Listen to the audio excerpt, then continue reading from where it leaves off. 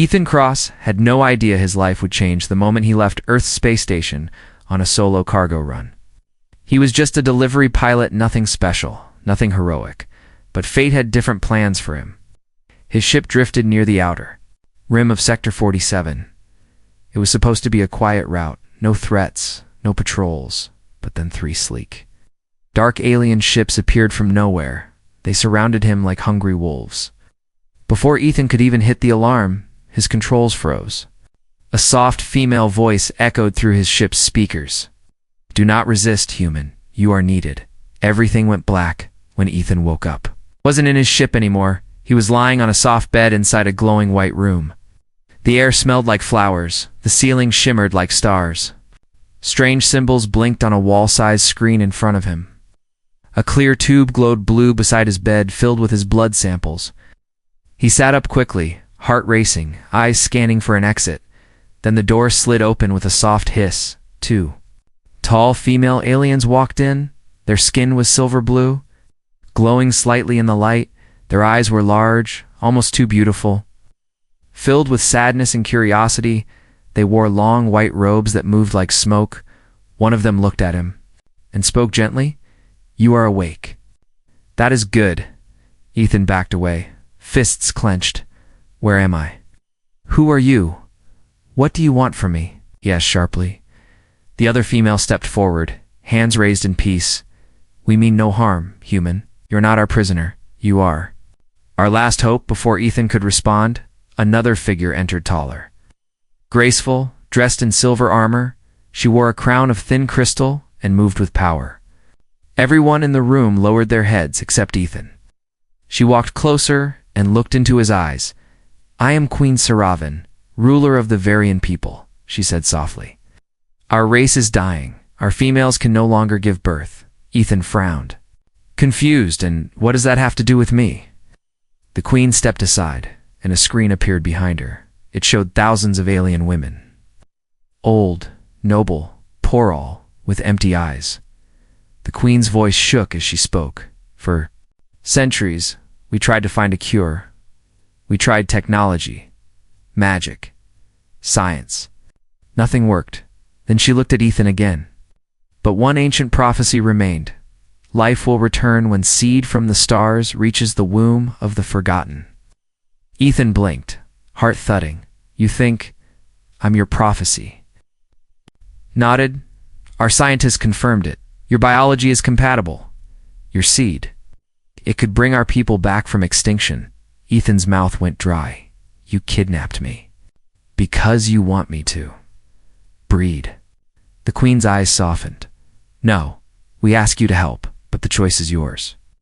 You are free to leave after hearing everything." The door opened slightly, showing a hallway. Ethan stood up slowly and walked toward it, but as he reached the doorway, a soft sob stopped him. He turned and saw a group of alien girls watching from behind a glass wall. They weren't soldiers. They were scared, gentle, and desperate. One of them pressed her hand against the glass and whispered, "Please, help us." Something cracked inside Ethan's chest. He could walk away, return to his normal life, but these people, they had no one else. He took a deep breath and looked back at the queen. "I'll listen," he said quietly. The queen nodded. "Then come, human. Your journey has just begun." And with that, Ethan Cross took his first step into a story. Far bigger than he ever imagined. A story where one man could change the fate of an entire race, not by war, not by power, but by something as simple, as sacred, as life itself. Ethan Cross stood in a shining hallway made of crystal and light. Every step he took echoed softly, like walking through a dream. He had agreed to stay, but only to learn more. Deep down, he still wasn't sure if this was real. He kept expecting to wake up back in his cargo ship, alone and bored. But this was something else. The Varian Queen Saravan led him silently through tall golden doors. Behind them was a chamber unlike anything Ethan had seen. It was a mix of science and beauty machines. Floated beside glowing flowers in the center stood a massive screen, showing DNA strands dancing in the air. Dozens of alien females worked around the room, young, graceful, focused. When they saw Ethan, they paused, bowed slightly. then returned to their tasks. "This," the queen said gently, "is our rebirth hall." Ethan looked around with awe and caution. "So, this is where you figure out if I'm the one?" "You already are a human, but now we must begin the bonding trials." Ethan raised an eyebrow. Bonding trials. Sounds like a game show. The queen gave a soft smile, almost sad. "No, it is a journey of connection. Your spirit must match theirs. Only then can life bloom." Before Ethan could ask more, a soft chime rang in the air. From behind a glowing curtain stepped 3 alien females, each different, yet each striking in her own way. One had silver skin with soft lavender eyes. Another had dark blue scales that shimmered under the light. The third wore simple robes, but had the calm grace of a healer. They approached Ethan and stopped a few feet away. None of them spoke, but their eyes were filled with hope. Saravan whispered beside him, "These are the first 3. Each will spend time with you, learn from. You share with you, and if the bond is real, we will know." Ethan swallowed. Suddenly aware of the pressure, he wasn't just a man anymore. He was a chance for survival, a symbol, maybe even a myth, but he was also human and confused, scared, overwhelmed. He didn't want to just mate like some animal. He wanted to understand, to connect, to care. The first girl, the silver-skinned one, stepped forward. "My name is Elenia," she said softly. "I was trained to be a speaker of peace, but my womb is empty. I dream of singing to a child of my own." Her voice was like music, her hands trembling slightly as she reached for Ethan's. He gently took her hand and nodded. "Then let's talk Elenia over the next few days." Ethan spent time with each of them. He told them stories of Earth rainy days, forests and dogs. He played recordings of old Earth songs, and they listened like children hearing magic. They, in turn, showed him how their people used dance, scent, and light to express feelings, but something still felt incomplete. Then came her. Her name was Lysa. She wasn't part of the first 3. She wasn't planned, not chosen, not approved. She simply walked into the garden one morning while Ethan was sitting alone. She wore no royal clothes, only simple green robes. Her eyes were different, curious, kind, real. "You don't look like you belong here," Ethan said with a half smile. Lysa tilted her head. "Neither do you," she replied, sitting beside him. Unlike the others, she didn't try to impress him. She didn't ask him for children or talk about the future. She just talked about stars, about dreams, about how she used to sneak out of the palace to watch meteor showers. She laughed at his jokes, asked him strange questions, and even tried to mimic a dog bark when he described pets. Ethan laughed so hard he almost cried, and for the first time he forgot he was a symbol. He was just a man with a girl who made him feel human again. Later that night, Lysa stood outside his door, holding a small, glowing orb. "I made this," she said. "It hums with our heartbeat, mine. And yours." He held it in his hand, feeling it pulse gently. "Why me?" he whispered. Lysa looked down, her voice barely audible. "They say your seed will save us, but I don't care about duty. I just want to feel alive." Ethan didn't answer with words, reached out and gently touched her cheek. And in that moment, something powerful sparked between them. Not magic, not prophecy, but something real, and outside the chamber, behind layers of stone and protocol, the queen watched from a silent screen, her face unreadable. For the girl who had touched Ethan's heart was her daughter. The sun on the Virian world did not rise, shimmered slowly over the glass sky. Ethan sat near the garden pool, staring into the calm water. The events of the last few days echoed in his mind tests. Questions, desperate eyes, but one thing stayed with him more than anything else. Lysa. She was unlike any other alien girl he had met. She didn't wear noble robes or speak in practiced words. She just existed naturally, quietly, with a warmth that cut through the cold palace walls. Ethan wasn't sure if it was her smile or the way she listened that drew him in, but when she was near, he felt like he was home. That morning she joined him. Again in the garden, She brought a small plant with hurts, leaves purple and glowing at the tips. "This is called a breath leaf," she said, planting it near the pool. "My mother used to say it only grows where hearts are calm, Ethan." Raised an eyebrow. "Does that mean you think I'm calm?" Lysa smiled gently. "No, it means I want you to stay." They spent hours talking. Ethan told her about Earth's beaches and the way sand feels under bare feet. She told him about Varian winds that sang through the crystal trees he shared. Stories of campfires and laughter. She shared poems written by forgotten alien lovers. There was no pressure, no plans, just two souls learning to breathe beside each other. But something changed that night. Ethan was invited to a formal dinner. In the royal chamber, all the top candidates, the alien females chosen for the breeding trials, were present. The queen sat at the head, her gaze sharp and silent. Ethan arrived, dressed in ceremonial silver, but his eyes searched the crowd. For Lysa, she wasn't there. Instead, a familiar voice spoke behind him. "She's not allowed here," said Alanya, one of the first three. Ethan turned to her, frowning. "Why not?" Alanya's tone held a hint of bitterness. "She's not one of us. She wasn't selected. She's the queen's hidden daughter." The room spun for a moment. Ethan stepped back, stunned. Lysa. The queen's daughter? Why hadn't she told him? That night, Ethan found her standing by the edge of the garden pool again. Her shoulders were trembling, her hands clutching the glowing orb she once gave him. "I wanted to tell you," she said before he could speak, "but I was afraid. I wasn't chosen like the others." "I wasn't supposed to meet you?" Ethan took a deep breath. "So why did you?" Lysa turned to him, tears shimmering in her alien eyes. "Because I didn't want you to be a tool for them. I wanted you to be seen as a person, not a seed." Her voice broke. "I didn't come to win. I came to feel." Ethan stepped closer, gently brushing her hair back from her face. "I don't care who you are," he said quietly. "Princess, stranger, rebel, doesn't matter. You listened when no one else did."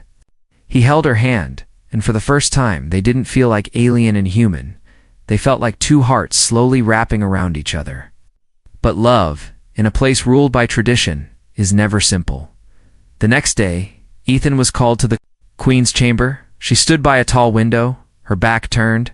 "Lysa has broken protocol," she said. "She defied my orders, risked royal disgrace." Ethan remained calm. "And yet I never felt more alive than when I was with her." The queen finally turned to face him, her expression unreadable. "Do you love her?" she asked, not as a ruler, but as a mother. Ethan looked into her eyes and replied without hesitation, "Yes." For a long time there was silence. Then the queen walked past him slowly. "I will not stop you," she said, "but be warned. Others will." As Ethan left the chamber, he knew things had changed. He was no longer just a seed-bearer or a symbol.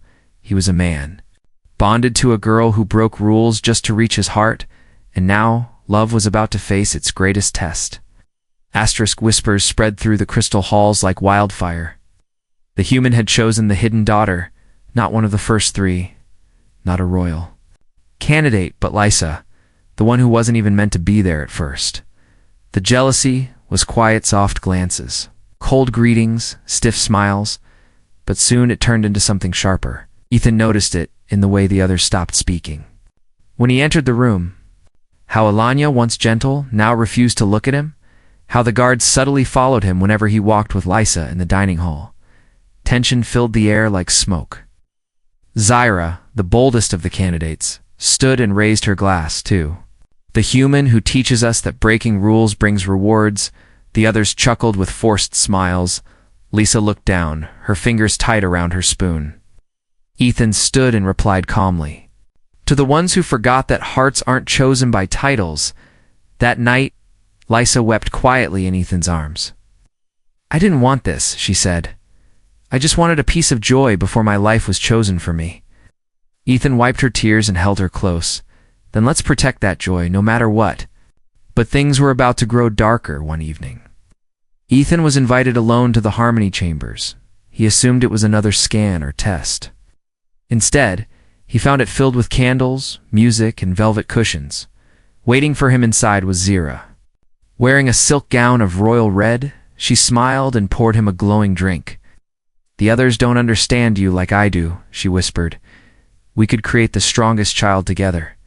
Ethan stepped back, alert. I already made my choice. Zyra's smile faded into anger. You don't get to choose, human. You belong to all of us, not just her. She reached for him. But he pushed her hand away, and just as he turned to leave, everything went black. Hours later, Ethan woke up dizzy in his chamber. Lysa was sitting beside him, eyes wide with fear. You were drugged, she whispered. The Queen's guards found you just in time. Rage burned inside him, not because of the betrayal, but because now his bond with Lysa was no longer safe. Someone had tried to steal his choice, and he wouldn't allow that to happen again the next day. In the center of the palace's grand chamber, Ethan stood before everyone, the Queen, the first three, the scientists, and all the observing nobles. Beside him stood Lysa, her hands shaking, but her chin lifted high. Ethan raised his voice. I came here thinking I was just a tool, a body to be used. He looked at the Queen, then the crowd, but then I found something real, not duty, not destiny, but love. Gasps rippled through the room. Zyra stood, fury in her eyes. She is unworthy. She wasn't chosen. Ethan turned toward her. I chose her. And if you truly care about your people, you'll stop fighting over control and start listening to your hearts. Then Lysa stepped forward. Her voice was steady, though tears welled in her eyes. You want his seed, his blood, his gift. But you never asked what he wants. I did. She looked at her mother. I may not have been picked, but I was the one who truly saw him. The Queen closed her eyes and slowly nodded. She stood and raised her arms. Enough. This trial was never meant to destroy our honor. We'll allow the bond to continue. If Ethan accepts the path, Ethan took Lisa's hand and replied, I'm not here to save a race through orders or force. I'm here because I love her. The chamber fell silent. Even the jealous ones had nothing left to say. In that moment, they didn't see Ethan as an outsider.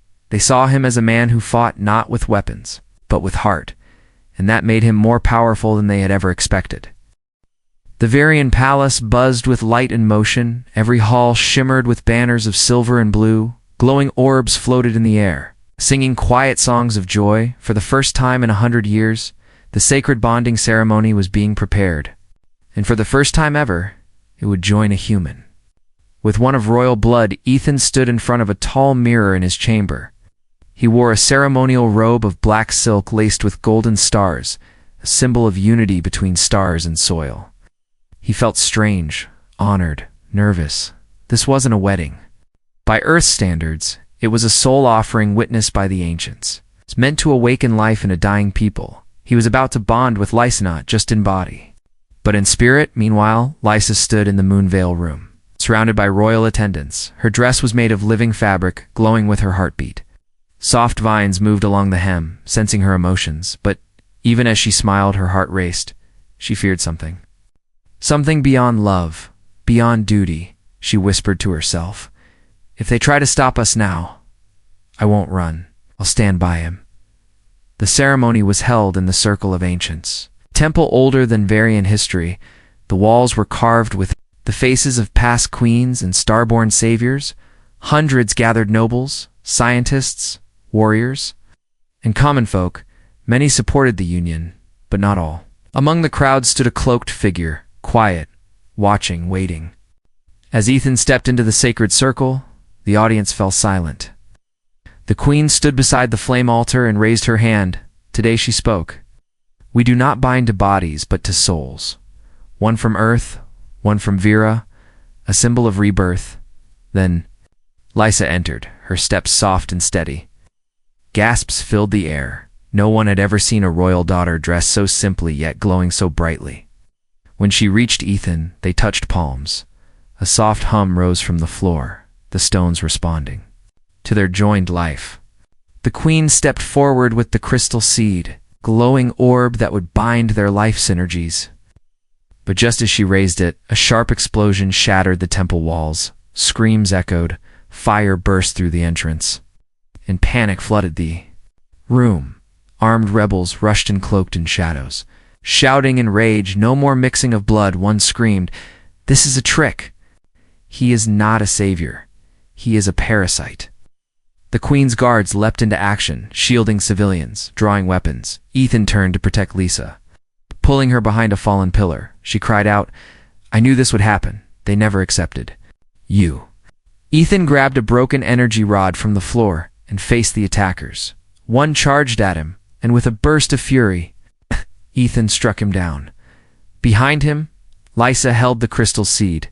Its light cracked, but still glowing. She pressed it. Against Ethan's back, "It's now or never," she whispered. Their bodies lit up with gold and white fire, the bonding energy forced through chaos. The rebels froze in shock. The temple trembled as the bond activated in front of all. The Queen's voice rang out like thunder. "You came to destroy, but you witnessed a miracle." The rebels fell back, confused and afraid. Their plan had failed. Not only had the ceremony survived, it had awakened something no one expected later. After the fires were put out and the attackers arrested, Ethan and Lisa sat beneath the half-broken altar, holding hands. They were exhausted, bruised, but alive and bonded. Lisa rested her head on his shoulder and whispered, "You didn't just fight for me. You bled for me." Ethan looked at the cracked seed orb and smiled faintly. "I guess love really is the strongest power in the galaxy," and high above, in the sky, no one noticed. The first Virian star glowed brighter than it had in 1,000 years. Asterisk weeks passed since the sacred ceremony. But the memory of that night still echoed through the Virian world. The broken walls of the Circle of Ancients remained untouched, left that way to remind all who entered that love had survived. Fire and rebellion, and at the heart of it all was Ethan and Lisa. Their bond had not only survived, had taken root. Lisa began to glow softly at night, her skin lit with golden patterns. It was the first sign the scientists had hoped for. The ancient bonding had worked.